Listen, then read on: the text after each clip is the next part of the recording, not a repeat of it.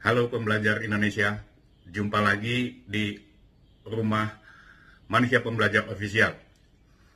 Saya Andreas Harifa dan kali ini saya ingin berbagi kepada Anda tentang bagaimana meresponi sebagai pembelajar kita meresponi situasi COVID-19, terutama kalau kita melihat persoalan-persoalan yang berkaitan dengan dampaknya ya, dampak sosial ekonominya bagi orang-orang di sekitar kita. Kita paham bahwa dengan adanya peristiwa ini, ekonomi kita sangat terganggu, amat sangat terganggu. Hotel-hotel menjadi sepi, dan kemudian restoran juga sepi, tempat-tempat kongkow sepi. Kemudian orang dirumahkan, berarti akan ada orang yang dikurangi penghasilannya, akan ada orang yang mengalami PHK, pabrik, dan sebagainya, dan sebagainya, dan sebagainya. Sehingga bagaimana kita meresponi hal-hal ini? Nah, saya akan buat semacam seri respon ya, seri model-model respon yang ingin saya bagikan kepada Anda. Tujuannya adalah untuk memberikan inspirasi kepada Anda, bagaimana Anda ikut ambil bagian, ambil porsi Anda untuk melakukan sesuatu, meringankan beban-beban orang-orang di sekitar kita, kalau Anda ingin, kalau Anda mau, kalau Anda berkemampuan. Idenya adalah memberikan inspirasi itu kepada Anda. Jadi Anda bisa sebarkan, Anda bisa bagikan kepada kawan-kawan lain tentang apa yang saya jelaskan dari waktu ke waktu, tahap ke tahap, untuk Anda sendiri bisa mengorganisirnya, Anda bisa menggerakkan. Saya tidak minta Anda langsung pada ikut apa yang saya dan teman-teman lakukan, tetapi paling tidak Anda bisa mencari cara untuk bisa melakukan sesuatu. Seperti saya juga meniru ke teman-teman yang sudah melakukan sesuatu, orang-orang hebat seperti Natsua melakukan sesuatu, kitabisa.com menggalang sesuatu, macam-macam caranya. Persoalan ini begitu kompleks, persoalan ini begitu berat, dampaknya begitu panjang, menyangkut banyak kehidupan orang, sehingga kita tidak bisa membiarkan ini dilakukan sebagian orang saja.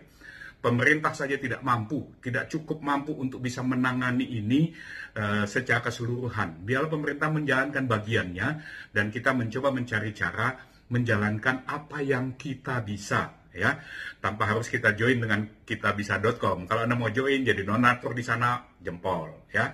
Tapi kalau Anda ingin melakukan dalam skala Anda yang Anda lihat, Anda gelisah di sekitar Anda, ada situasi-situasi yang Anda bisa intervensi, Anda coba lakukan sesuatu, melakukan kebaikan satu saja, itu menjadi sangat penting. Perspektif melakukan sesuatu.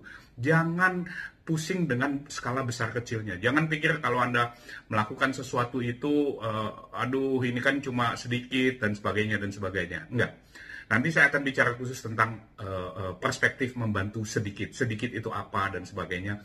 Kita akan bicara itu. Tapi sekarang saya ingin memberikan contoh dulu yang paling sederhana, yang terinspirasi oleh satu kejadian mengenai driver ojol. Saya ingin share kepada Anda mengenai hal itu dulu ya, sebagai contoh, dan nanti kita terus update untuk bisa saling menginspirasi satu sama lain sebagai sesama pembelajar Indonesia.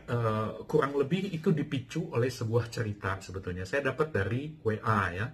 Jadi WA seorang kawan tentang driver ojol yang memesan satu makanan di resto tertentu. Resto itu sudah tutup karena mungkin sudah sore dan sepi ya. Jadi semua perlengkapannya itu sudah ditutup, tapi driver ini minta sama yang punya. Dia bilang, boleh nggak Bu, ditolong dibikin, karena ini order pertama. Order pertama hari itu. Jadi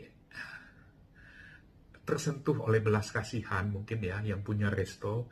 Kemudian dia bilang, ya sudah lama kita bikinin. Jadi dia hidupkan lagi apinya. Ya itu sesuatu yang sebetulnya sudah tidak dia kerjakan.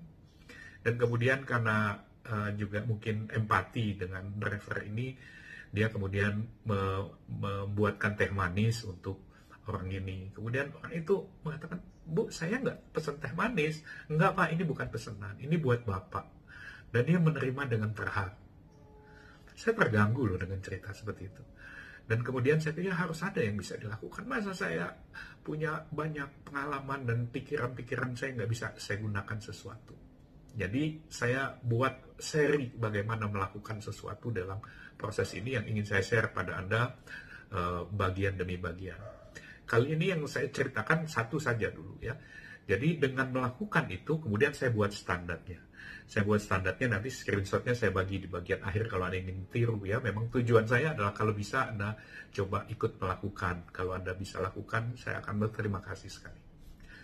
Jadi saya katakan Anda bisa menolong satu orang hari ini. Maukah? Jadilah bagian dari gerakan tagar kurir kebaikan.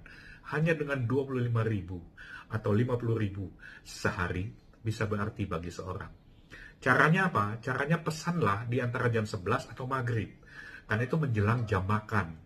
Kemudian pesan ojol ke warteg di sekitarnya.